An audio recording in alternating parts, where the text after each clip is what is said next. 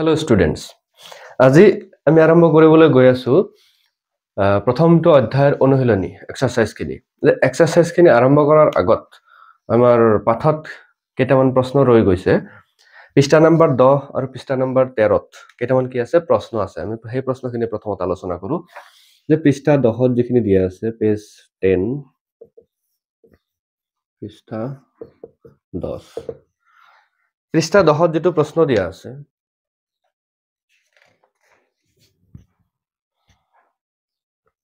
যে পৃষ্ঠা নম্বৰ 10ত যেটো প্ৰশ্ন দিয়া আছে প্ৰশ্নটো প্ৰথম প্ৰশ্নটো হৈছে কি যে এটা পদাৰ্থ x এটা পদাৰ্থ কি বুলি কৈছে x দ্ৰৱক xৰ কি কৰা হয় দ্ৰৱটো কি কৰা হয় বগা ৰং হানিবলৈ ব্যৱহাৰ কৰা হয় হোৱাইট ওয়াশিংৰ কাৰণে কি কৰা হয় ব্যৱহাৰ কৰা হয় এতিয়া প্ৰশ্নটো হৈছে যে পদাৰ্থ xৰ নাম আৰু সংকেত লিখিব লাগে আৰু পানীৰ সৈতে পদাৰ্থ x এ কৰা বিক্ৰিয়াটো লিখিব লাগে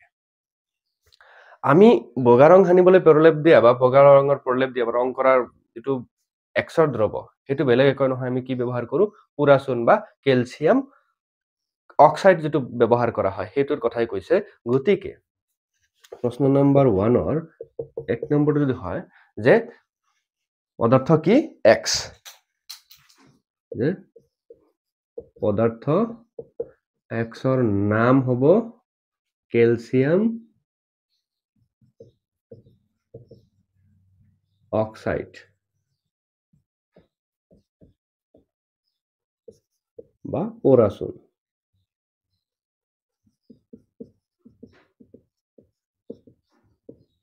আৰু ইয়াৰ সংকেতটো হৈছে আৰু সংকেত হল CaO এটো হৈছে কি ইয়াৰ সংকেত যে পদাৰ্থ x ক্যালসিয়াম অক্সাইড যে ক্যালসিয়াম অক্সাইডৰ দ্বাৰা কি কৰা আমি বেৰত বগা ৰং হানিবলৈ কি কৰা হয় ব্যৱহাৰ কৰা হয় বা আমি চূণ দিয়া বুলি যেটো কও গতিকে ক্যালসিয়াম অক্সাইড আৰু এইটোৱে কি কৰে পানীৰ লগত যেতিয়া আমি এটো ব্যৱহাৰ কৰিব যাও যেহেতু এটো সলিড ই পানীৰ লগত বিক্ৰিয়া কৰি প্ৰথমতে কি কৰা হয় এটো বেৰত এপ্লাই কৰা হয় তাৰ পিছত হে কি হয় এটো লাহে লাহে শুকাই আকৌ ক্যালসিয়াম অক্সাইডৰ এটা প্ৰলেপ জমা হয় আৰু হেতুৱে বগা ৰং দুই নম্বৰটো দিছে যে এই ক্যালসিয়াম অক্সাইডে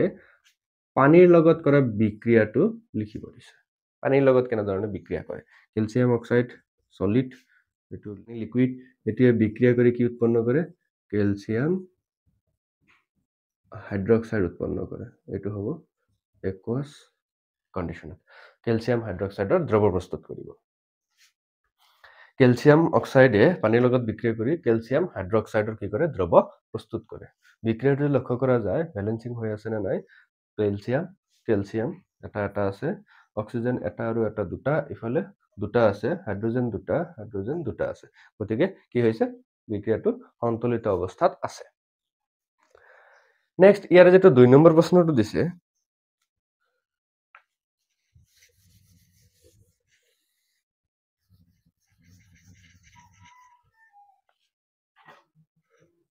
দুই নম্বৰ প্ৰশ্ন যেটো দিছে যে কাৰ্যকলাপ 1.7ত এটা পৰীক্ষানলীত সংগ্ৰহ কৰা গেছৰ পৰিমাণ আনটো পৰীক্ষানলীত সংগ্ৰহ কৰা গেছৰ পৰিমাণৰ দুগুণ কিয় এই গেছটোৰ নাম কি এতিয়া যেটো আমাৰ কাৰ্যাৱলী দিয়া আছে 9 নম্বৰ পেজৰ যেটো কাৰ্যাৱলী 1.7 দিয়া আছে হেতু বেলেগ একো নহয় হেতু কি কৰা হৈছে আসলতে পানীৰ বিদ্যুৎ বিশ্লেষণ কৰি তাৰ বিযোজন ঘটোৱা হৈছে মানে 1.7 যেটো কাৰ্যকলাপ সেই কাৰ্যটোত কি কৰা হৈছে পানীৰ অণুৰ বিযোজন ঘটোৱা হৈছে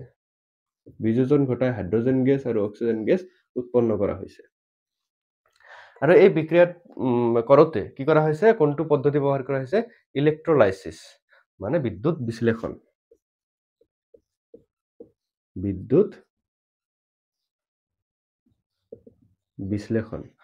বিশ্লেষণৰ দ্বাৰা পানীৰ অণুটো কি কৰা হৈছে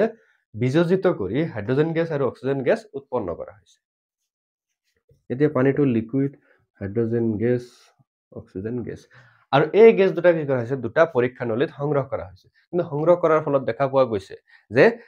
এটা গেছ যিমানখিনি উৎপন্ন হৈছে আনটো গেছ তাতকে দুগুণ পৰিমাণে কি হৈছে উৎপন্ন হৈছে গতিকে এই এটা আনটোৰকে দুগুণ কিয় পৰিমাণে উৎপন্ন হ'ল এতিয়া আমি যদি বিক্ৰিয়াটো লক্ষ্য কৰো বিক্ৰিয়াটোৰ পৰা আমাৰ সকলো উত্তৰ ওলাই পৰিব যে বিক্ৰিয়াটোত কি আছে পানীৰ অণুৰ পৰা হাইড্ৰজেন গেছ আৰু অক্সিজেন গেছ উৎপন্ন হৈছে এতিয়া বিক্ৰিয়াটো যদি কি হৈ থকা নাই সন্তুলিত হৈ থকা নাই গতিকে আমি সম্পূৰ্ণ তথ্য পাবৰ কাৰণে কি কৰিব লাগিব আমাৰ বিক্ৰিয়াটো আগতে কি কৰিব লাগিব সন্তুলিত কৰিব লাগিব যে এইফালে কি আছে হাইড্ৰজেন দুটা এফালে হাইড্ৰজেন দুটা ঠিকই আছে অক্সিজেন এটা অক্সিজেন দুটা হৈ আছে গতিকে এইফালে কি কৰিব লাগিব আমি অক্সিজেন দুটা বনাব লাগিব দুটা বনাব হলে আমি দুই দিব লাগিব দিয়াৰ লগে লগে কি হৈ গ'ল হাইড্ৰজেন চাৰিটা হৈ গ'ল এফালে হাইড্ৰজেন দুটা হৈ আছে অৰ্থাৎ আমি ইয়াতেও কি কৰিব লাগিব দুই দিব লাগিব তেতিয়া কি হ'ব আমাৰ বিক্ৰিয়াটো সন্তুলিত হ'ব এতিয়া বিক্ৰিয়াটো সন্তুলিত হোৱাৰ ফলত আমি যদি চাওঁ যে দুটা পানীৰ অণু দুটাৰ পানীৰ অণু ভাঙি দুটা হাইড্ৰজেন অণু গঠন কৰিছে আৰু এটা অক্সিজেন অণু গঠন কৰিছে যেহেতু ইয়াতে দুটা অণু গঠন হৈছে আৰু ইয়াতে এটা অণু গঠন হৈছে অৰ্থাৎ অক্সিজেন গেছৰ যদি এটা অণু গঠন হৈছে সেই একে ক্ষেত্ৰতে কি হৈছে হাইড্ৰজেনৰ দুটা অণু গঠন হৈছে অৰ্থাৎ এটা গেছতকে আনটো গেছ কি কৰিছে দুগুণ পৰিমাণ উৎপন্ন হৈছে অৰ্থাৎ দুগুণ পৰিমাণ উৎপন্ন হোৱা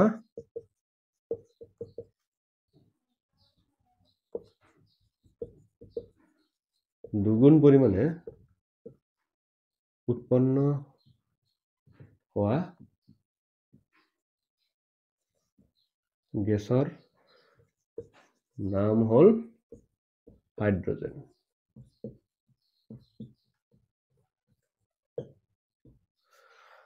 অৰ্থাৎ এই বিক্ৰিয়াটোত কাৰ্য 1.7ত যেটো বিক্ৰিয়া ঘটোৱা হৈছিল সেই বিক্ৰিয়াটোত বা সেই বস্তুটোত কি হৈছে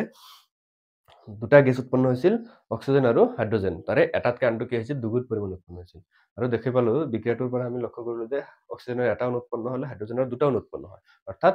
হাইড্ৰজেন গেছটো দুগুণ পৰিমাণে উৎপন্ন হয় গতিকে এটো হৈছে হাইড্ৰজেন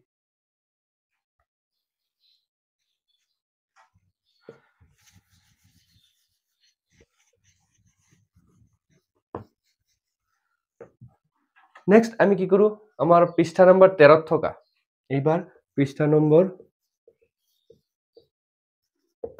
13ত কেইটামান কি আছে প্ৰশ্ন আছে সেইকেইটা যদি চাও তাৰে প্ৰথম প্ৰশ্নটো কি দিয়া আছে লোৰ গজাল এটা ডুবাই ৰাখিলে কপাৰ সালফেটৰ দ্ৰৱ এটা ৰঙৰ পৰিৱৰ্তন ঘটে কিয় এতিয়া কপাৰ সালফেটৰ দ্ৰৱত এটা যদি কি লো কপাৰ সালফেটৰ দ্ৰৱ লোৱা হয় আৰু তাত যদি কি কৰো লোৰ গজাল এক টুকুৰা কি কৰো ডুবাই ৰাখো হয়নে ইয়াত কি আছে কপাৰ সালফেটৰ দ্ৰৱ লোৱা হৈছে আৰু এটো হৈছে কি লোৰ গজাল আইৰন এই দুটাৰ মাজত কি হ'ব বিক্ৰিয়া সংঘটিত হ'ব এক নম্বৰটো কি হৈছে যে লোৰ গজাল এক টুকুৰা যদি কি কৰা হয় কপাৰ সালফেটৰ দ্ৰৱৰ মাজত ডুবাই ৰখা হয় তেতিয়া হলে কি সংঘটিত হয় আৰু আমি জানো যে কপাৰ সালফেটৰ যেটো বৰণ দ্ৰৱৰ বৰণ হেতু হয় কেনেকুৱা নীলা বৰণৰ ইয়াৰ বৰণটো কেনেকুৱা নীলা আৰু এই নীলা ৰংটো লাহে লাহে কি হৈ যায় পাতল হেতু হৈ আহি বেলেগ এটা ৰং উৎপন্ন কৰে আৰু এইটোত বেলেগ একো উৎপন্ন নহয় কি উৎপন্ন হয় ফেৰাছ সালফেট উৎপন্ন হ'ব আৰু কপাৰ অদক্ষেপিত হ'ব ফেৰাছ সালফেটৰ দ্ৰৱ উৎপন্ন হ'ব আৰু কপাৰ সালফেট কি হ'ব অদক্ষেপিত হৈ কপাৰ ধাতুটো মুক্ত হ'ব এই বিক্ৰিয়াটোৰ পৰা দেখাব গ'ল যে কি হয় আইৰনে কপাৰ সালফেটৰ দ্ৰৱৰ লগত বিক্ৰিয়া কৰি ফেৰাছ সালফেট উৎপন্ন কৰে যাৰ কাৰণে কপাৰ সালফেটৰ দ্ৰৱৰ যেটো নীলা বৰণ হেতু নোহোৱা হয় ফেৰাছ সালফেটৰ যেটো দ্ৰৱৰ বৰণ পাতল হেউজিয়া এই ৰংটো ধাৰণ কৰে তাৰ মানে কি হল নীলাৰ পৰা পাতল হেউজিয়ালৈ পৰিৱৰ্তন হল ৰঙৰ এই ৰঙৰ পৰিৱৰ্তন হোৱাৰ মূলতে হল আইৰনে কপাৰ সালফেটৰ কপাৰক কি কৰে অপহৰিত কৰে বা প্ৰতিস্থাপিত কৰে প্ৰতিস্থাপন বিক্ৰিয়া এটা এটা প্ৰতিস্থাপন বিক্ৰিয়াৰ উদাহৰণ বা অপহৰণ বিক্ৰিয়াৰ উদাহৰণ নেক্সট 2 নম্বৰটো দিয়া আছে যে কাৰ্যকলাপ 1.10 দিয়া বিক্ৰিয়াটোৰ বাহিৰে আন এটা দ্বি অপহৰণ বিক্ৰিয়াৰ উদাহৰণ দিব এতিয়া 2 নম্বৰত আমি অলৰেডি কি আলোচনা কৰিছিলো যে এটা কাৰ্যকলাপৰ অনুযায়ী সেইমতে আমি এটা দ্বি অপহৰণ বিক্ৰিয়া পাইছিলো সেই 1.1 কাৰ্যত থকা হেতু কাৰ্যত থকা দ্বি অপহৰণ বিক্ৰিয়াটো আছিল সোডিয়াম সালফেট আৰু বেৰিয়াম ক্লোৰাইডৰ মাজত বিক্ৰিয়া ঘটি বেৰিয়াম সালফেট আৰু সোডিয়াম ক্লোৰাইড উৎপন্ন হোৱা যেটো বিক্ৰিয়া আছিল এটো আছিল এটা দ্বি অপহৰণ বিক্ৰিয়া এটোৰ বাহিৰে এটা বেলেগ এতিয়া কি কৰিব লাগে আমি দ্বি অপহৰণ বিক্ৰিয়াৰ উদাহৰণ দিব লাগে হেতু যদি চাও এতিয়া যদি আমি বস্তুটো লও এনেকুৱা ধৰণৰ যে আমি কি কৰিলো জানিবা সোডিয়াম ক্লোৰাইড ললো সোডিয়াম ক্লোৰাইডৰ দ্ৰৱ ললো আৰু ইয়াৰ লগত আমি কি যোগ কৰিলো সিলভাৰ নাইট্ৰেটৰ যদি দ্ৰৱ যোগ কৰো বিক্ৰিয়া কৰি কি উৎপন্ন কৰিব ইয়াৰ পৰা অদ্ৰাব্য সিলভাৰ ক্লোৰাইড উৎপন্ন কৰিব আৰু সোডিয়াম নাইট্ৰেটৰ দ্ৰৱ প্ৰস্তুত কৰিব এই বিক্ৰিয়াটোত কি হয় সোডিয়াম ক্লোৰাইড আৰু সিলভাৰ নাইট্ৰেটৰ মাজত বিক্ৰিয়া ঘটি সিলভাৰ ক্লোৰাইড অদ্ৰাব্য সিলভাৰ ক্লোৰাইড আৰু সোডিয়াম নাইট্ৰেটৰ কি হয় দ্ৰৱ প্ৰস্তুত হয় এইটো হৈছে এই 10 নম্বৰ কাৰ্যকলাপত দিয়া উদাহৰণটোৰ বাহিৰে অন্য এটা দ্বি অপহৰণ বিক্ৰিয়াৰ উদাহৰণ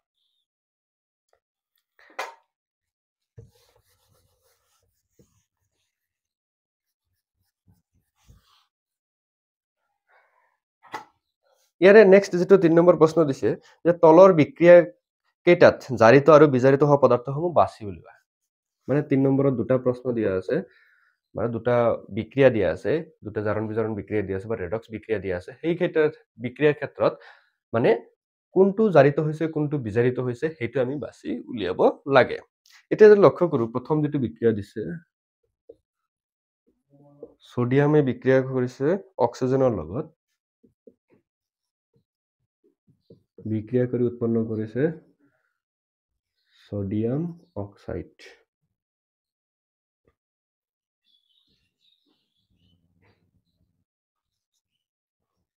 সোডিয়াম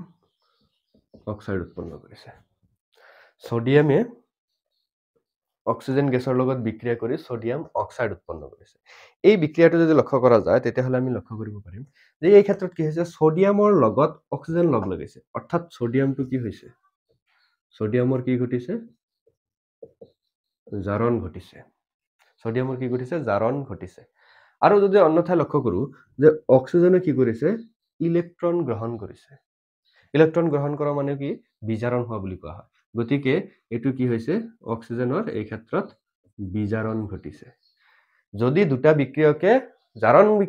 বিজাৰণ বিক্ৰিয়াত ভাগ লয় তেতিয়াহলে এটা যদি জাৰিত হয় আনটো অটোমেটিক্যালি কি হ'ব বিজাৰিত হ'ব এইটো মনত ৰাখিলে হ'ব তাৰে 2 নম্বৰ যেটো দিয়া আছে 2 নম্বৰটোত কি দিছে যে কপাৰ অক্সাইড হাইড্ৰোজেন গেছৰ লগত বিক্ৰিয়া কৰিছে বিক্ৰিয়া কৰি কপাৰ ধাতু আৰু পানী উৎপন্ন কৰা যেটো বিক্ৰিয়া এই বিক্ৰিয়াটো যদি চোৱা যায় এই বিক্ৰিয়াৰ ক্ষেত্ৰত কি হৈছে এতিয়া এইটো বিক্ৰিয়াৰ ক্ষেত্ৰত কি হৈছে যে কপাৰৰ পৰা অক্সিজেন আঁতৰি গৈ কপাৰ উৎপন্ন হৈছে তো অক্সিজেন আঁতৰি যোৱা মানে কি বিজাৰণ হোৱা গতিকে এইটো কি হৈছে বিজাৰণ ঘটিছে আৰু হাইড্ৰোজেনৰ লগত যেহেতু অক্সিজেন লগ লাগিছে গতিকে হাইড্ৰোজেনটো কি হৈছে জাৰণ ঘটিছে ক্লিয়াৰ হৈছে যে এইখিনিয়ে হৈছে কি আমাৰ জাৰণ বিজাৰণ বিক্ৰিয়াৰ কোনটো জাৰিত হল কোনটো বিজাৰিত হল তাৰে চিনাক্তকৰণ এইবাৰ নেক্সট আমি আহো আমাৰ অনুশীলনী যেটো প্ৰথমটো প্ৰশ্ন অনুশীলনীৰ প্ৰথম প্ৰশ্নটোত কি কৈছে যে তলৰ বিক্ৰিয়াটোৰ বাবে উক্তিসমূহৰ কোনকেইটা শুদ্ধ যে তলত এটা বিক্ৰিয়া দিয়া আছে 1 নম্বৰত এটা বিক্ৰিয়া দিয়া আছে lead oxide plus carbon বিক্ৰিয়া ঘটি lead plus carbon dioxide gas উৎপন্ন হোৱা যেটো বিক্ৰিয়া এই বিক্ৰিয়াটোৰ কাৰণে আমি কি কৰিব লাগে তলৰ কেইটামান উক্তিও দিয়া আছে উক্তি কেইটা আমি চাব লাগে বিক্ৰিয়াটো সন্তুলিত কৰিলে এটো হ'ব এতিয়া উক্তি কেইটা দিয়া আছে যে প্ৰথমতে কি হৈছে lead বিজাৰিত হৈছে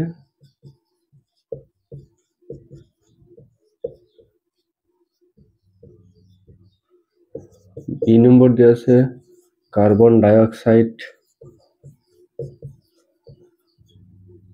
জাৰিত 3 নম্বৰ দিয়া আছে কাৰ্বন জাৰিত হৈছে 4 নম্বৰ দিছে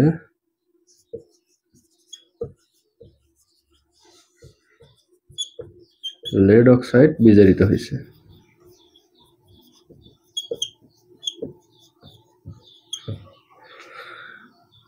এতিয়া এই চাৰিটা কি দিয়া আছে আমাৰ উক্তি দিয়া আছে স্টেটমেন্ট চাৰিটামান দিয়া আছে যে লেড অক্সাইড আৰু কাৰ্বনৰ মাজত বিক্ৰিয়া ঘটি লেড আৰু কাৰ্বন ডাই অক্সাইড উৎপন্ন হোৱা বিক্ৰিয়াটোৰ কাৰণে লেড অক্সাইড বিজাৰিত হৈছে কাৰ্বন ডাই অক্সাইড জাৰিত হৈছে কাৰ্বন জাৰিত হৈছে লেড অক্সাইড বিজাৰিত হৈছে এই উক্তিকেইটাৰ ভিতৰত কোনকেইটা শুদ্ধ সেইটো আমি এতিয়া নিৰ্ণয় কৰিব লাগে তাৰ কাৰণে আমাৰ অপচন দিয়া আছে অপচন নম্বৰত দিয়া আছে এ আৰু বি শুদ্ধ বুলি অপচন 2 নম্বৰত দিয়া আছে এ আৰু সি শুদ্ধ বুলি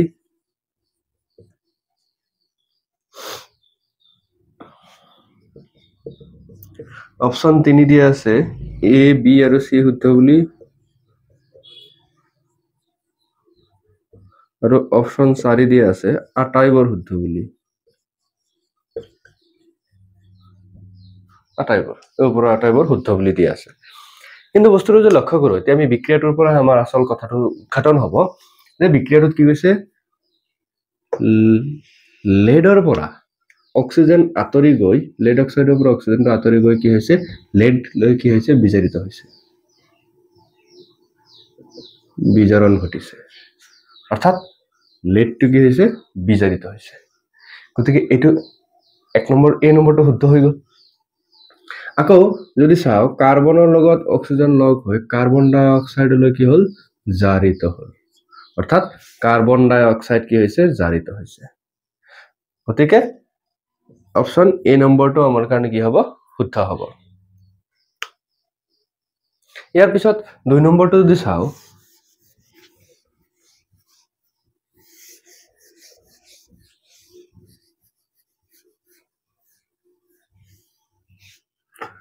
2 নম্বৰত কি দিয়া আছে বিক্রিয়া এটা দিয়া আছে Fe2O3 plus Al aluminium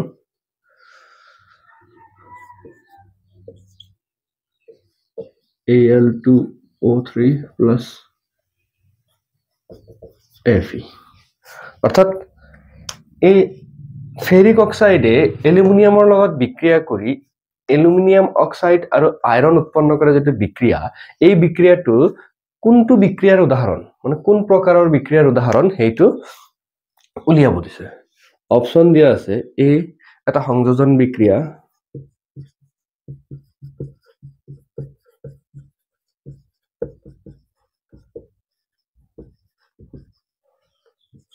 B দিয়া আছে এটা ডি অপহৰণ বিক্ৰিয়া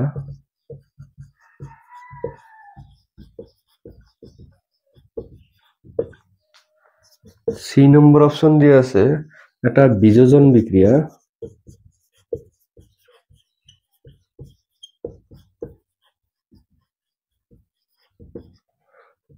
আৰু ডি নম্বৰ দিয়া আছে এটা অপহৰণ বিক্ৰিয়া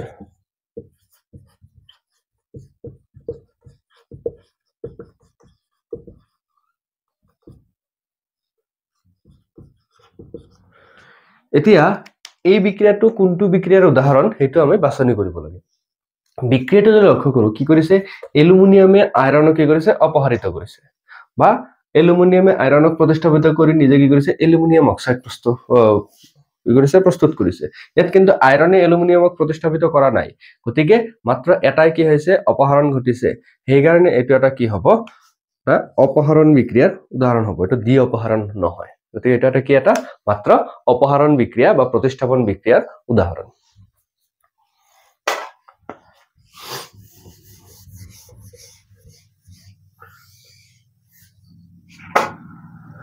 যদি 3 নম্বৰটো লৈ আহো 3 নম্বৰত কি দি আছে 3 নম্বৰত কি দি আছে কি ঘটে যেতিয়া লঘু হাইড্ৰক্লোৰিক এসিড লোৰ গুৰিত যোগ কৰা হয় শুদ্ধত্বটো টিকচিন দিয়া যে কি কৰিছে লোৰ গুৰিত মানে লঘু হাইড্ৰক্লোৰিক এসিড HCl ত কি যোগ কৰিছে লোৰ গুৰি যোগ কৰিছে আয়ৰন যোগ কৰিছে লোৰ গুৰিত কি যোগ কৰিছে আয়ৰন যোগ কৰিছে যে আয়ৰন যোগ কৰাৰ ফলত কি উৎপন্ন হ'ব তাৰ কাৰণে আমাৰ কি দিয়া আছে অপচন দিয়া আছে অপচন কেইটা আগতে চাই লও প্ৰথম দিয়া আছে কি হাইড্ৰোজেন গেছ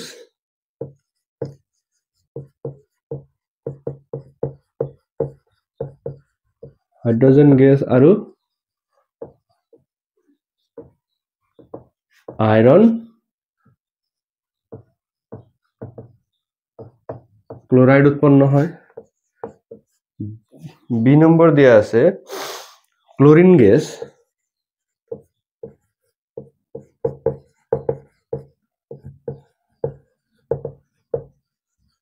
আৰু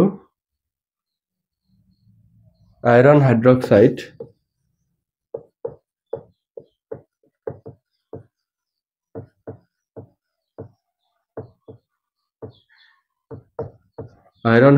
উৎপন্ন হয়। সি নম্বৰ দিয়া আছে বিক্ৰিয়া নঘটে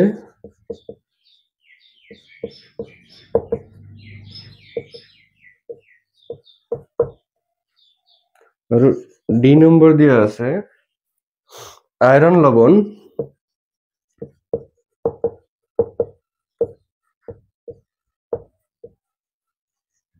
আৰু পানী উৎপন্ন কৰে।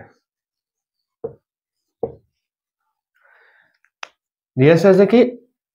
লঘু হাইড্ৰক্লোৰিক এচিডৰ লগত আইৰণৰ বিক্ৰিয়া ঘটিলে কি উৎপন্ন হ'ব? এই চাৰিটা অপচনৰ ভিতৰত কোনটো হ'ব? এতিয়া বিক্ৰিয়াটো হোৱাটো হ'ব, কাৰণ হাইড্ৰোজেনৰ তুলনাত আইৰণটো কি হয় বেছি সক্ৰিয়, গতিকে ইয়াত কি হ'ব আইৰণে হাইড্ৰোজেনক অপহৰিত কৰিব। আইৰণে কি কৰিব হাইড্ৰোজেনক অপহৰিত কৰি আইৰণৰ ক্লোৰাইড উৎপন্ন কৰিব, লগতে হাইড্ৰোজেন গেছ মুক্ত কৰিব। বেলেন্স কৰিলে এইটো হ'ব। যে নহওক, যদি কি হ'ব যে এইটো কি হৈছে যে আইৰণটোৰ কি হ'ব আইৰণ ক্লোৰাইড উৎপন্ন হ'ব আৰু হাইড্ৰোজেন গেছ উৎপন্ন হ'ব। অৰ্থাৎ আমি কোনটো হ'ব এই নম্বৰ অপচনটো কি হ'ব শুদ্ধ হ'ব, যে হাইড্ৰোজেন গেছ আৰু আইৰণৰ ক্লোৰাইড কি হ'ব উৎপন্ন হ'ব। নেক্সট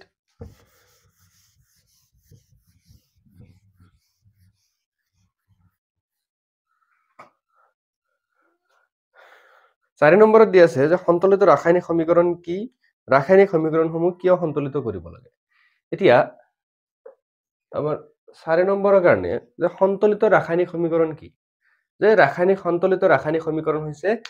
এনেকুৱা সমীকৰণ য'ত কি হয় বিক্ৰিয়কৰ পিনে থকা মৌলবোৰৰ সংখ্যা আৰু বিক্ৰিয়াজাতৰ পিনে থকা মৌলবোৰৰ সংখ্যা, প্ৰতিটো পদাৰ্থৰ ক্ষেত্ৰত থকা মৌলবোৰৰ সংখ্যা সদায় কি হ'ব দুয়ো পিনে বিক্ৰিয়াজাত আৰু বিক্ৰিয়কৰ পিনে কি হ'ব সদায় কি হ'ব সমান হ'ব। মানে ৰিয়েক্টেন্টৰ সাইড আৰু প্ৰডাক্টৰ সাইডত সদায় কি হ'ব মৌলবোৰ, যিকোনো পদাৰ্থ যিকেইটা কি কৈছে বিক্ৰিয়াটোত ভাগ লৈছে প্ৰত্যেকটো পদাৰ্থৰ যিমান কেইটা মৌল আছে মৌলৰ দ্বাৰা গঠিত সিমান কেইটা সেই মৌল কেইটা সমানে থাকিব, কাৰণ আমি কি কৰিব নোৱাৰি কোনো মৌল সৃষ্টি কৰিব নোৱাৰি বা ধ্বংস কৰিব নোৱাৰো। তাৰপিছত যে ৰাসায়নিক সমীকৰণসমূহ কিয় সন্তুলিত কৰিব লাগে? এতিয়া তাৰ যিটো কাৰণ সেইটো হৈছে কি যিহেতু আমি কি কৰিব নোৱাৰো কোনো ধৰণৰ মৌল আমি কি কৰিব নোৱাৰো সৃষ্টিও কৰিব নোৱাৰো বা ধ্বংসও কৰিব নোৱাৰো, সেইকাৰণে বিক্ৰিয়া হোৱাৰ আগত আৰু বিক্ৰিয়া হোৱাৰ পিছত সদায় কি থাকিব লাগিব সমান সমান মৌল থাকিব লাগিব। মৌলকেইটা নোহোৱা হৈ যাব নোৱাৰে বা নতুনকে সৃষ্টিও হ'ব নোৱাৰে, সেইকাৰণে আমি কি কৰিব লাগে সদায় প্ৰতিটো বিক্ৰিয়া কি কৰিব লাগে সন্তুলিত কৰিব লাগে। তাৰপিছত 5 নম্বৰ দিয়া আছে কি যে তলৰ উক্তিসমূহৰ ৰাসায়নিক সমীকৰণ ৰূপত লিখা আৰু সন্তোলন কৰা। কেইটামান বিক্ৰিয়া দিয়া আছে সেইবোৰ কি কৰিব দিছে ৰাসায়নিক সমীকৰণ আকাৰে লিখিব দিছে আৰু সেইবোৰ সন্তুলিত কৰিব দিছে। যে 5ৰ এই নম্বৰটো দিয়া আছে আৰু উত্তৰবিলাক লিখি গৈ আছো যে হাইড্ৰোজেন গেছে নাইট্ৰোজেনৰ সৈতে লগ হৈ এমোনিয়া প্ৰস্তুত কৰে। কি কৈছে হাইড্ৰোজেন গেছে নাইট্ৰোজেন গেছৰ লগত বিক্ৰিয়া কৰি এমোনিয়া প্ৰস্তুত কৰে। এমোনিয়াৰ সংকেত হৈছে NH3, এমোনিয়া প্ৰস্তুত কৰে। গতিকে এই বিক্ৰিয়াটো এতিয়া লিখিব লাগে। আমি সমীকৰণ আকাৰে লিখিলো যে হাইড্ৰোজেন গেছ আৰু নাইট্ৰোজেন গেছ লগ হৈ কি উৎপন্ন হ'ল এমোনিয়া গেছ উৎপন্ন হ'ল। এতিয়া এইটো যদি সন্তুলিত কৰিবলৈ যাওঁ, সন্তুলিত কৰাৰ কাৰণে আমি জানো আমি স্টেপ বাই স্টেপ কৰিব লাগিব। স্টেপ 1 টো হৈছে আমাৰ এইটো যেটো আমাৰ জকা সমীকৰণ লিখা হ'ল। এতিয়া স্টেপ 2 যদি কৰো স্টেপ 2 আমি কি কৰিব লাগে যে এলিমেন্ট কেইটা আছে ৰিয়েক্টেন্টৰ ঠাইত কেইটা আছে প্ৰডাক্টৰ ঠাইত কেইটা আছে সেইটো আমি কি কৰিব লাগে নিৰ্ধাৰণ কৰিব লাগে। এতিয়া ইয়াত কি আছে হাইড্ৰোজেন আছে আৰু নাইট্ৰোজেন আছে, ইয়াৰ বাহিৰে বেলেগ একো নাই। গতিকে হাইড্ৰোজেন বিক্ৰিয়কৰ সাইডত কেইটা আছে দুটা আছে প্ৰডাক্টৰ সাইডত কেইটা আছে তিনটা আছে নাইট্ৰজেন বিক্ৰিয়কৰ সাইডত কেইটা আছে দুটা আছে প্ৰডাক্টৰ সাইডত কেইটা আছে এটা আছে অৰ্থাৎ সন্তুলিত অৱস্থাত নাই গতিকে যেহেতু হাইড্ৰোজেনটো বেছি আছে হাইড্ৰোজেনক প্ৰথমতে যদি আমি কি কৰো সন্তুলন কৰো তেতিয়াহলে কি হ'ব স্টেপ 3 কি হ'ব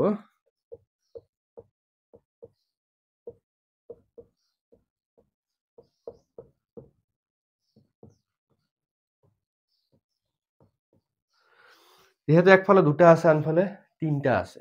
গতিকে আমি কোনো এটা ফালে একফালে যদি পূৰণ কৰো কেতিয়াও সমান নহব গতিকে 2 আৰু 3 যেহেতু লহব 6 হয় গতিকে দুই ফালে যদি 6 বনাবলৈ যাও তেতিয়াহে আমাৰ কি হ'ব সুবিধাজনক হ'ব গতিকে ইফালে 6 বনাবলৈ গলে ইয়াত কি কৰিব লাগিব 2 ৰে পূৰণ কৰিব লাগিব ইফালে 6 বনাবলৈ গলে ইয়াতে কি কৰিব লাগিব 3 ৰে পূৰণ কৰিব মানে 3 আৰু 2 পূৰণ কৰিলে 3 দুগুণ 6 ইফালে ইফালে 2 3 গুণ 6 অৰ্থাৎ হাইড্ৰোজেনৰ কি হল সন্তুলিত হল কিন্তু হাইড্ৰোজেন সন্তুলিত হোৱাৰ লগে লগে আমি যদি লক্ষ্য কৰো নাইট্ৰোজেন এফালে কেইটা আছে দুটা আছে এফালেও কি হল দুটা হৈ গল অৰ্থাৎ নাইট্ৰোজেনটো সন্তুলিত হৈ গল ইয়াত আৰু বেলেগ আৰু স্টেপ কৰাৰ কোনো প্ৰয়োজন নপৰে গতিকে এইটোৱে হৈছে কি আমাৰ সন্তুলিত সমীকৰণটো নেক্সট যেটো বি নম্বৰ দিয়া আছে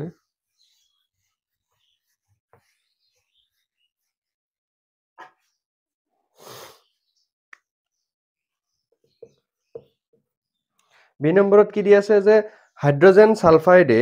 বায়ুত দাহিত হৈ পানী আৰু সালফাৰ ডাই অক্সাইড উৎপন্ন কৰে যে হাইড্ৰোজেন সালফাইড গেছ এটো হৈছে H2S গেছ হাইড্ৰোজেন সালফাইড আৰু এই হাইড্ৰোজেন সালফাইডে কি কৰে বায়ুত দাহিত হোৱা মানে কাৰ লগত বিক্ৰিয়া হোৱা অক্সিজেন গেছৰ লগত বিক্ৰিয়া হোৱা অক্সিজেনৰ লগত বিক্ৰিয়া হৈ কি উৎপন্ন কৰে যে পানী আৰু সালফাৰ ডাই অক্সাইড কি উৎপন্ন কৰিব পানী আৰু সালফাৰ ডাই অক্সাইড গেছ উৎপন্ন কৰে সালফাৰ ডাই অক্সাইড গেছ উৎপন্ন কৰে এই বিক্ৰিয়াটো লিখিব লাগে এটো হৈছে আমাৰ স্টেপ 1 কাৰণ আমি প্ৰথম কি কৰিলো জকা সমীকৰণটো লিখিলো এইবাৰ কি কৰিব লাগে এটো সন্তুলিত কৰিব লাগে সন্তুলিত কৰিবলৈ হলে বস্তু যদি লক্ষ্য কৰো ইয়াতে কি হৈ আছে আমাৰ হাইড্ৰোজেনটো দুটা আছে ইফালে হাইড্ৰোজেন দুটা আছে ঠিকই আছে সালফাৰ এটা আছে ঠিকই আছে অক্সিজেন ইফালে দুটা আছে কিন্তু ইফালে অক্সিজেন এটা আৰু ইয়াতে আছে দুটা মুঠ হল তিনিটা অৰ্থাৎ অক্সিজেনটো মিল থকা নাই গতিকে স্টেপ 2 আমি চাব লাগিব এলিমেন্ট আমাৰ কিমানটা আছে ৰিয়েক্টেন্টৰ সাইডত কিমান প্ৰডাক্টৰ সাইডত কিমান আমাৰ কি আছে হাইড্ৰোজেন আছে সালফাৰ আছে আৰু অক্সিজেন আছে এই তিনটা মাত্ৰ মৌলই বিক্ৰিয়াটোত উপস্থিত আছে বিক্ৰিয়কৰ সাইডত হাইড্ৰোজেন দুটা আছে প্ৰডাক্টৰ সাইডতো দুটা আছে সালফাৰ এটা আছে অক্সিজেন দুটা আছে আৰু তিনিটা আছে গতিকে কি কৰো এইবাৰ আমি যদি সন্তুলিত কৰিব যাও প্ৰথমতে আমি কাৰ মিলাবলৈ চেষ্টা কৰিম অক্সিজেনটো মিলাবলৈ চেষ্টা কৰিম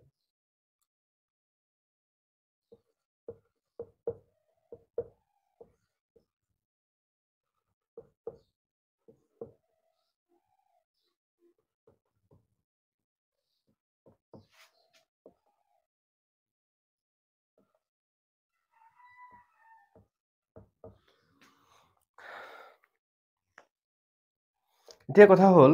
আমি যদি ভালকে লক্ষ্য কৰো যে কি হ'ব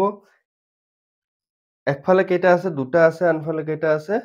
তিনটা আছে গতিকে ইয়াক সন্তুলিত কৰিবৰ কাৰণে দুইফালে আমাৰ কেইটা কৰিব লাগিব দুটা আৰু তিনটা যেহেতু 2 আৰু 3 লহব 6 গতিকে ইফালেও 6টা বনাব লাগিব ইফালেও 6টা বনাব লাগিব কিন্তু এইফালে 6টা বনাওতে এটাত নহয় দুটা ভাগ ভাগ কৰি দিয়া আছে এতিয়া এইফালে যদি 6টা বনাব যাও ইফালে 6টা বনাওতে তো সহজ এটা 3 দিয়াৰ লগে লগে কি হৈ গল 6টা হৈ গল কিন্তু এইবাৰ কি কৰিব লাগিব ইয়াত 6 কেইটা ভাগ কৰিব লাগিব আমি ইয়াতে 4 দিলে 6 হৈ যাব কিন্তু আমি চাব লাগিব ইয়াত 4 দিয়াৰ লগে লগে হাইড্ৰোজেন 8টা হৈ যাব হাইড্ৰোজেন 8টা হোৱাৰ লগে লগে ইফালে হাইড্ৰোজেন 8 বনাবৰ কাৰণে কলে কি হ'ব 4 লাগিব 4 হলে সালফাৰটো আকৌ নিমিলা অংক হৈ থাকিব হেকাৰণে কি কৰিম আমি যদি ইয়াতে 2 দিও অক্সিজেন দুটা হৈ গল দুটা আৰু দুটা 4টা হৈ গল কিন্তু ইয়াতে যদি আৰু এটা 2 দিয়া যায় ইয়াতেও কি হৈ গল 4টা হৈ গল মানে ইয়াতে দুটা আৰু ইয়াতে চাৰিটা, মুঠ কেইটা হ'ল 6টা। ইয়াতে কেইটা হৈছে 6টা, অৰ্থাৎ অক্সিজেনটো এইবাৰ মিলি গ'ল। কিন্তু অক্সিজেন মিলাৰ লগে লগে এইবাৰ সালফাৰ আৰু হাইড্ৰজেনটো কি হৈ গ'ল, অমিল হৈ থাকিল। গতিকে নেক্সট ষ্টেপত আমি কি কৰিব লাগিব, এই সালফাৰ আৰু হাইড্ৰজেনক কি কৰিব লাগিব, মিলাব লাগিব।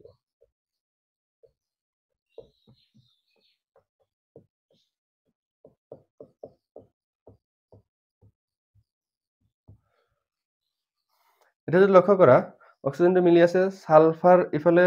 এটা আছে, এফালে দুটা আছে, হাইড্ৰোজেন এফালে দুটা আছে, এফালে চাৰিটা আছে। অৰ্থাৎ ইয়াতে যদি 2 দিয়া যায়, হাইড্ৰোজেন চাৰিটা মিলি থাকিব, সালফাৰ দুটা মিলি থাকিব, আৰু অক্সিজেনটো 6টা হৈ আছে। গতিকে এইটোৱে হৈছে আমাৰ সন্তুলিত সমীকৰণটো।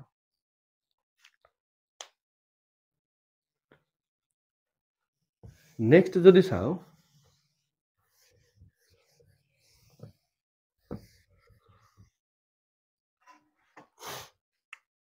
যে 5ৰ সি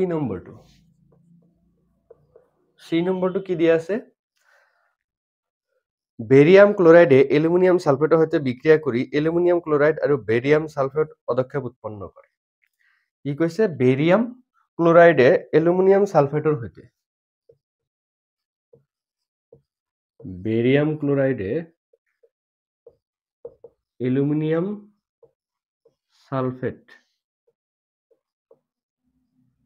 এলুমিনিয়াম সালফেটৰ সৈতে বিক্ৰিয়া কৰি বেৰিয়াম সালফেট আৰু এলুমিনিয়াম ক্লোরাইড উৎপন্ন করে। কিন্তু তাত কি হয়, এই বেরিয়াম সালফেট যেটা এটা অদক্ষেপ উৎপন্ন হয়। তার মানে এই দুটা যদি লক্ষ্য করো, এই দুটা হচ্ছে কি আমার একুয়াস সলিউশন।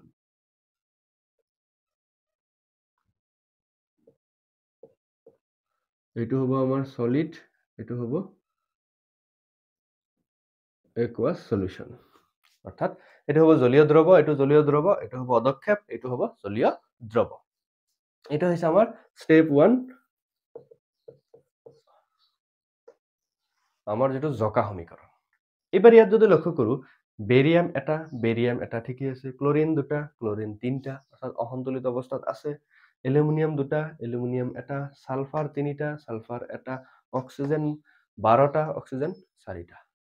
অর্থাৎ অমিল হৈ আছে। গতিকে স্টেপ 2 আমাৰ কি কৰিব লাগিব, এলিমেন্ট কেইটা আছে, ৰিয়েক্টেন্টৰ ঠাইত কেইটা আছে, প্ৰডাক্টৰ ঠাইত কেইটা আছে, আমি এতিয়া এবাৰ হিসাব কৰি উলিয়াও। আমার কি কি এলিমেন্ট আছে, barium, chlorine, aluminium, sulphur, oxygen. Barium আছে এটা মিলি আছে, ক্লোরিন আছে এফালে দুটা, এফালে আছে 3টা, এলুমিনিয়াম এফালে আছে দুটা, এফালে আছে এটা, সালফার এফালে আছে 3টা, এফালে আছে এটা, অক্সিজেন এফালে আছে 12টা, এফালে আছে 4টা। তার মানে একো মিল নাই, হয়নে? গতিকে এইবার নেক্সট স্টেপত কি কৰিম আমি,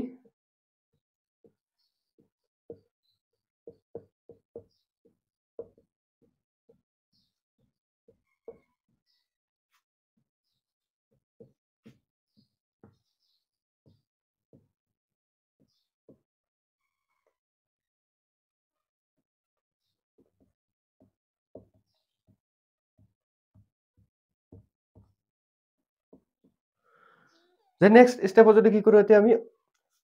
সন্তুলিত কৰিবলৈ যাওঁ, প্ৰথম আমি কোনটো কৰিম, অক্সিজেনটো, কাৰণ অক্সিজেনটো আটাইতকৈ বেছি পৰিমাণ আছে। গতিকে অক্সিজেনটো সন্তুলিত কৰিবলৈ গ'লে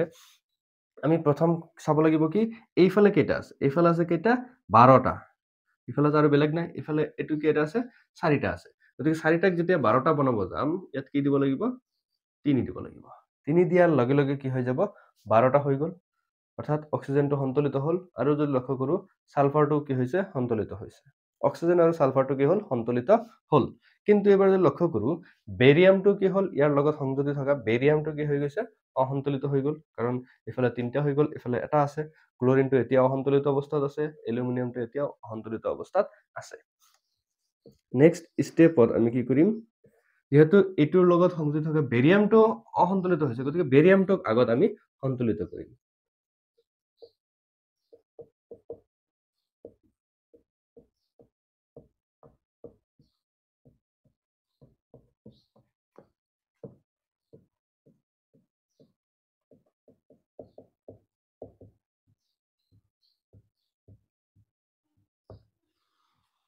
গতিকে কি হ'ব এবাৰ বেৰিয়ামটো ইফালে 3টা হৈ আছে ইফালে কি বনাব লাগে 3টা বনাব হ'লে আমি কি দিম ইয়াতে 3 দি দিম 3 দিয়াৰ লগে লগে হ'ল বেৰিয়ামটো সন্তুলিত হ'ল এইবাৰ যদি চাওঁ এলুমিনিয়ামটো কিমান হৈ আছে সৰি ক্লোৰিনটো কি হৈছে ইয়াৰ লগত সংযুক্ত থকা ক্লোৰিন 6টা হৈ গ'ল ইফালে ক্লোৰিন আছে মাত্ৰ 3টা ইফালে এলুমিনিয়াম 2টা ইফালে এলুমিনিয়াম এটা এইবাৰ কি কৰিম আমি আগতে ক্লোৰিনটো সন্তুলিত কৰিম কাৰণ বেৰিয়ামৰ লগত ক্লোৰিনটো সংযুক্ত হৈ আছে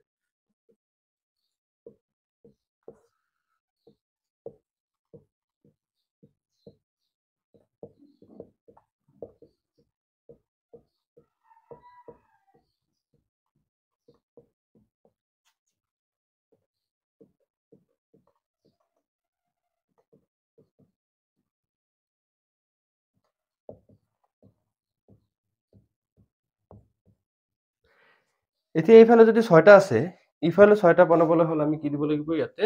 2 দিব লাগিব 2 দিয়াৰ লগে লগে কি হৈ গ'ল ক্লোৰিনটো সন্তুলিত হৈ গ'ল ইফালে 6টা হ'ল ইফালেও 6টা হ'ল আৰু যদি লক্ষ্য কৰো যে এলুমিনিয়াম 2টা হ'ল এলুমিনিয়ামও 2টা হ'ল অৰ্থাৎ গোটেইকেইটা কি হৈছে সন্তুলিত হৈ গৈছে গতিকে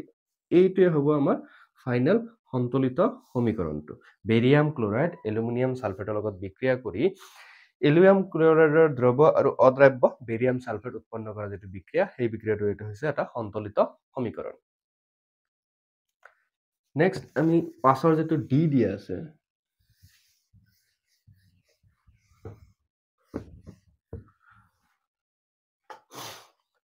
দুই নম্বৰটো কি দিছে যে পটাছিয়াম ধাতুৱে পানীৰ সৈতে বিক্ৰিয়া কৰি পটাছিয়াম হাইড্ৰক্সাইড আৰু হাইড্ৰোজেন গেছ উৎপন্ন কৰে কি উৎপন্ন কৰে দুই নম্বৰত দিয়া আছে পটাছিয়াম ধাতু মানে আমি কি জানো কে ধাতু যেহেতু এটো কি হ'ব সলিড গোটা অৱস্থাত হ'ব ই কাৰ লগত বিক্ৰিয়া কৰে পানীৰ লগত বিক্ৰিয়া কৰে পানীৰ লগত বিক্ৰিয়া কৰি কি উৎপন্ন কৰে পটাছিয়াম হাইড্ৰক্সাইড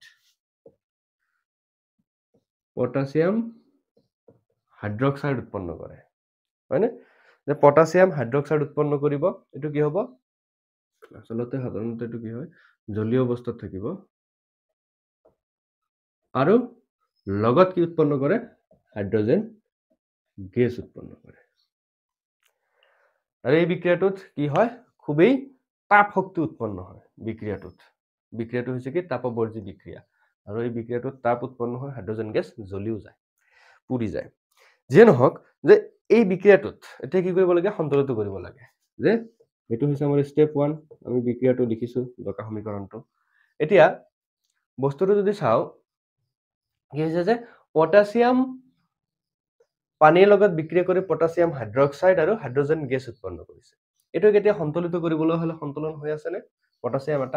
এটা হাইড্ৰোজেন দুটা হাইড্ৰোজেন তিনটা হৈ আছে অক্সিজেন এটা কি হৈছে অসন্তুলিত অৱস্থাত আছে অৰ্থাৎ অসন্তুলিত অৱস্থাত যেতিয়া আছে ইয়াক সন্তুলিত কৰিবৰ কাৰণে আমি কি কৰিম স্টেপ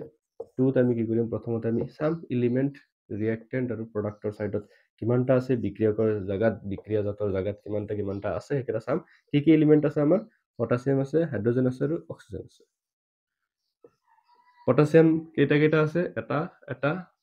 হাইড্ৰোজেন দুটা আছে আৰু তিনটা আছে ইফালে অক্সিজেন ইফালে এটা আছে ইফালে আছে এটা এতিয়া যদি ইয়াক সন্তুলিত কৰিবলৈ যাও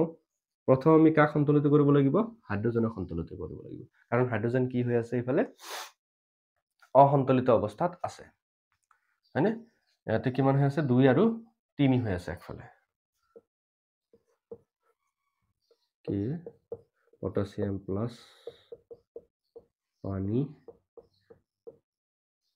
পটাছিয়াম হাইড্ৰক্সাইড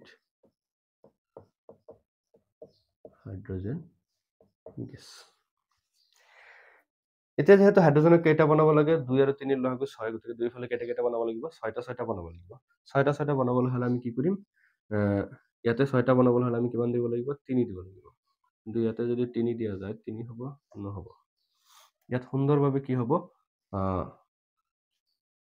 মানে ইয়াতে কি কৰিব পাৰি আমি 4টা মিলাব পাৰি যদিও লহাগু 6 নহলে আমি কি কৰিব পাৰো 4টাকে মিলাব পৰা যায় যিমান পাৰো কম সংখ্যক মিলাবলৈ চেষ্টা কৰিব লাগে যাতে ইয়াৰ লগত জড়িত বাকি কেইটা মিলাবলৈ সহজ হয় যেহেতু ইয়াত মিলাবলৈ গলে ইয়াতো কি আছে অক্সিজেন সংযুক্ত হৈ আছে অক্সিজেন আৰু হাইড্ৰোজেন একেলগে কি হ'ব চেঞ্জ হ'ব পটাছিয়ামও চেঞ্জ হ'ব কিন্তু পটাছিয়াম চেঞ্জ হলেও আমি কি কৰিব পাৰিম ইয়াতে পটাছিয়াম অকলে আছে গতিকে পটাছিয়ামটো আমি মিলাব পাৰিম কিন্তু হাইড্ৰোজেন আৰু অক্সিজেন একেলগে থকাৰ কাৰণে মিলাবলৈ কি হ'ব দিগদাৰ হ'ব ইয়াতে যদি 2 দিয়া যায় 2 দিয়াৰ লগে লগে হাইড্ৰোজেন কেইটা হৈ গ'ল ইফালে দুটা আৰু দুটা চাৰিটা হৈ গ'ল ইফালে কেইটা আছে দুটা আছে দুটাক আমি চাৰিটা বনাই দিব পাৰো গতিকে কি হ'ল চাৰিটা হাইড্ৰোজেন দুটা হাইড্ৰোজেন আৰু দুটা হাইড্ৰোজেন কেইটা হাইড্ৰোজেন হ'ল চাৰিটা হাইড্ৰোজেন এবাৰ যদি লক্ষ্য কৰো অক্সিজেনটো সন্তুলিত হৈ আছে নে অক্সিজেন দুটা সন্তুলিত হৈ আছে কাৰণ ইয়াতে যিমান দিম ইয়াতে সিমান দিব লাগিব গতিকে সেই কাৰণে আমি কি কৰিছো এটো 4 মিলাবলৈ চেষ্টা কৰিছো নেক্সট এইবাৰ কি হৈ আছে আমাৰ পটাছিয়ামটো অসন্তুলিত অৱস্থাত আছে দুটা আছে আৰু ইয়াতে ফলে এটা আছে নেক্সট স্টেপত কি কৰিম আমি পটাছিয়ামটো সন্তুলিত কৰিবলৈ চেষ্টা কৰিম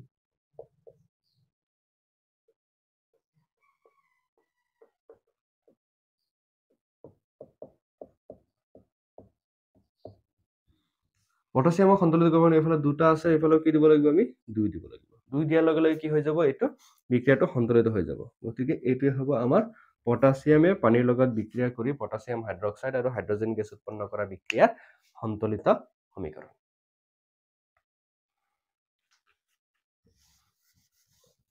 6 নম্বৰটোত কি দিয়া আছে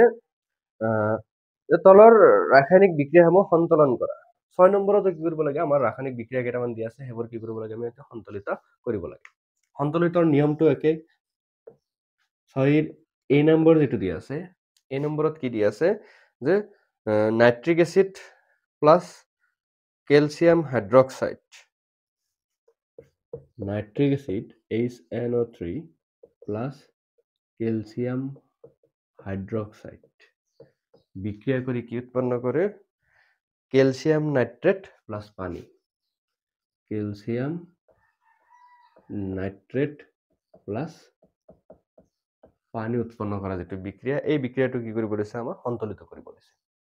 এই বিক্ৰিয়াটোত কোনো অৱস্থা দিয়া নাই গতিকে আমি অৱস্থাটো লিখাৰ কোনো প্ৰয়োজন নাই আমি কি কৰিম জাস্ট বিক্ৰিয়াটো কি কৰিম সন্তুলিত কৰিম এটা আমাৰ স্টেপ 1ত আছে আমি সমীকৰণটো লিখিলো প্ৰথমতে যে nitric acid calcium hydroxide calcium nitrate আৰু কি আহিল পানী এতিয়া আমাৰ নেক্সট স্টেপ কি চাব লাগিব আমি ৰিয়েক্টেন্ট এলিমেন্ট কিমান কেটা মৌল ৰিয়েক্টেন্টৰ ঠাইত আছে বিক্ৰিয়াজাতৰ ঠাইত আছে আৰু প্ৰডাক্টৰ ঠাইত আছে আমি হেগেটা গুটেই কেটা কি কৰিব লাগিব হিসাব কৰিব লাগিব হিসাবটো চাব লাগিব যে মিল হৈ আছে কোন কেটা মিল হৈ থকা নাই কোন কেটা ইয়াত কি কি এলিমেন্ট আছে হাইড্ৰোজেন আছে নাইট্ৰোজেন আছে অক্সিজেন আছে ক্যালসিয়াম আছে অক্সিজেন আৰু হাইড্ৰোজেন আছে ওকে এই চাৰিটা কি আছে এলিমেন্ট আছে লক্ষ্য যদি কৰো হাইড্ৰোজেন ইফালে এটা আৰু দুটা মুঠ তিনটা আছে ইফালে আছে দুটা নাইট্ৰোজেন ইফালে এটা ইফালে আছে দুটা অক্সিজেন ইফালে 3 আৰু 2 5 3 আৰু 2 5টা আছে ইফালে আছে 3 2 5 একে 6টা আছে আৰু ক্যালসিয়াম ইফালে এটা আছে ইফালেও এটা আছে এটা যদি লক্ষ্য কৰা যায় যে আমাৰ কি আছে অক্সিজেনটোহে আটাইতকৈ বেছি পৰিমাণে আছে আৰু অমিল হৈ আছে ইফালে 5টা আছে আনফালে কেইটা আছে 6টা আছে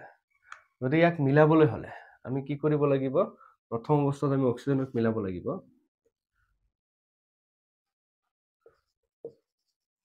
step 3 HNO3 plus CaOH whole 2 CaNO3 whole 2 plus H2O ইয়াতে যেহেতু কেইটা আছে 5টা আছে সরি 6টা আছে 6টা আছে ইয়াতে কেইটা আছে 3টা আৰু দুটা 5টা হৈ আছে ইয়াক যদি কেনেবাকে এনেকুৱা কৰিব লাগিব যাতে কি হয়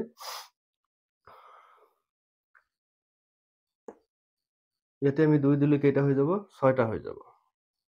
ইয়াত আমি 2 দিয়াৰ লগে লগে কেইটা হৈ যাব 6টা 6টা আৰু দুটা কেইটা হৈ যাব 8টা হৈ যাব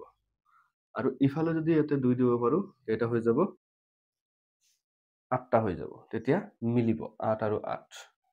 গতিকে ইয়াতে কিমান দিম আমি 2 যদি লগাই দিও ইয়াতে 2 দিয়াৰ লগে লগে 3 দুগুণ 6টা আৰু ইয়াতে আছে দুটা টোটাল হল 8টা আৰু এইফালে কেইটা আছে 3 দুগুণ 6টা আৰু ইয়াত 2 দিয়াৰ লগে লগে কেইটা হৈ গল 8টা হৈ গল অৰ্থাৎ অক্সিজেনটো আমি কি কৰো 8টা সন্তুলিত কৰিলো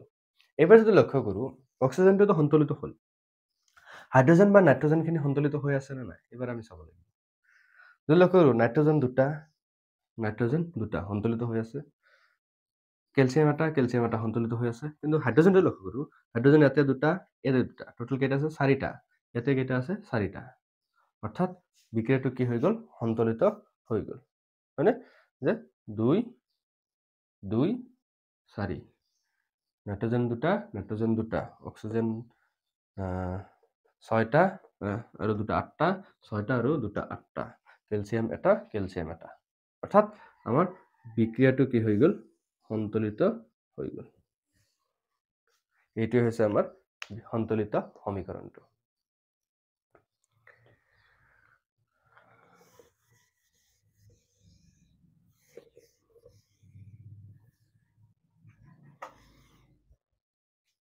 নেক্সট কি কৰোঁ, বি নম্বৰটো দিয়া আছে sodium hydroxide plus sulphuric acid. B number দিয়া আছে sodium hydroxide plus sulphuric acid. Sulphuric এসিডে লগত বিক্রিয়া করে কি উৎপন্ন করিব সোডিয়াম সালফেট প্লাস পানি উৎপন্ন করিব। মানে এটো হইছে ক্ষার, এটো হইছে এসিড। এসিড আর ক্ষার বিক্রিয়া করে লবণ আর পানি উৎপন্ন করে আমি জানো। গতিকে এই বিক্রিয়াটো এতিয়া কি কৰিব লাগে আমি এতিয়া সন্তুলিত কৰিব লাগে। এটো বিক্ৰিয়া দি আছে। এটা আমাৰ স্টেপ 1।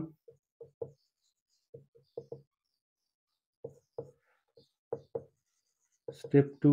আমি বস্তুটো চাব লাগিব সন্তুলন হৈ আছে নে নাই হৈ থকা।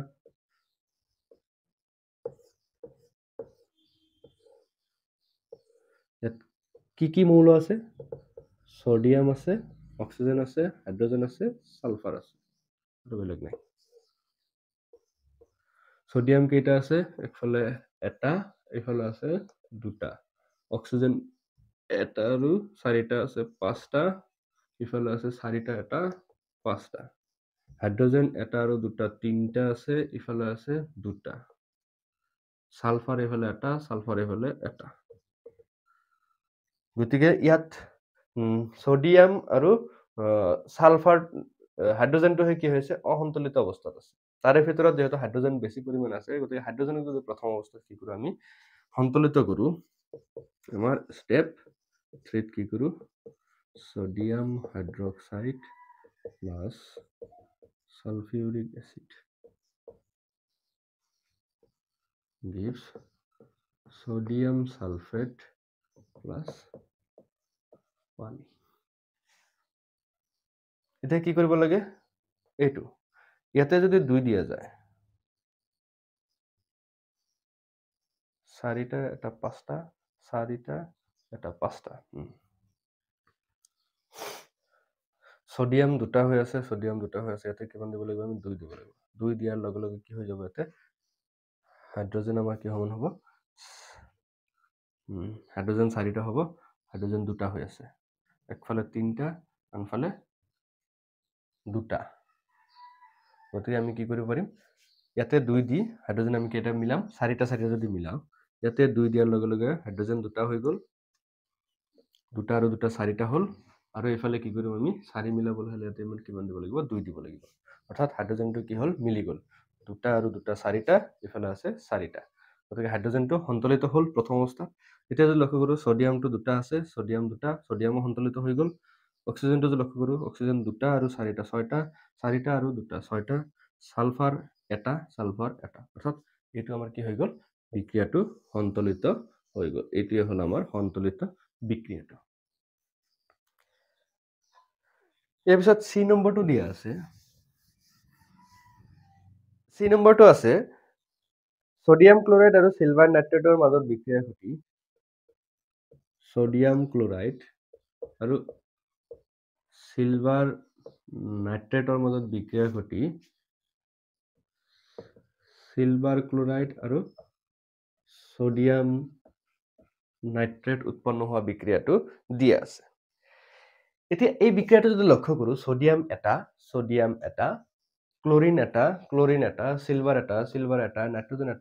এটা, অক্সিজেন 3টা, অর্থাৎ এই বিক্রিয়াটো সন্তুলিত করার কোনো প্রয়োজন নাই, অলৰেডি কি হৈ আছে, বিক্ৰিয়াটো সন্তুলিত হৈ আছে। বিক্ৰিয়াটো অলৰেডি কি হৈছে, বেলেঞ্চ হৈ আছে। ইয়াক আৰু নতুনকৈ বেলেঞ্চিং কৰাৰ কোনো প্ৰয়োজন নাই।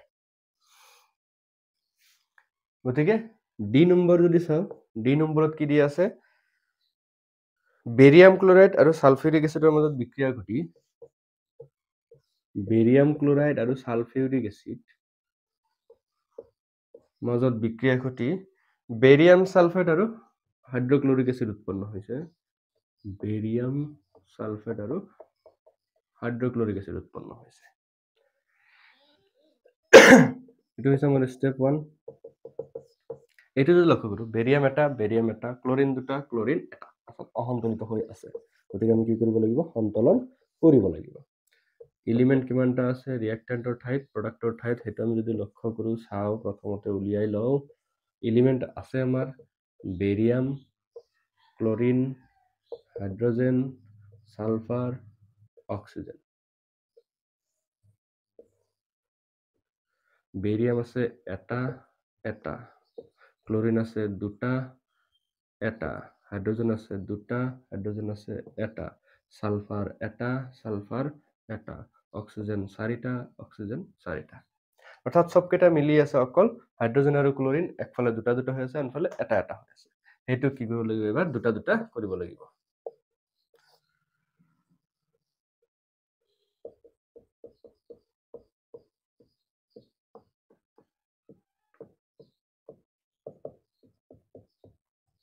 যেহেতু বাওঁফালে ক্লৰিন দুটা হৈ আছে, সোঁফালে ক্লৰিন এটা হৈ আছে, ইয়াক দুটা বনাবৰ কাৰণে আমি কি দিম, ইয়াতে 2 দি দিম। গতিকে হাইড্ৰজেন দুটা, হাইড্ৰজেনে কি হৈ গ'ল, দুটা হৈ গ'ল। অৰ্থাৎ হাইড্ৰজেন আৰু ক্লৰিন একেলগে কি হৈ গ'ল, সন্তুলিত হৈ গ'ল, আৰু বাকী একো পৰিৱৰ্তন হোৱা নাই। গতিকে এইটোৱে হৈছে আমাৰ সন্তুলিত সমীকৰণ।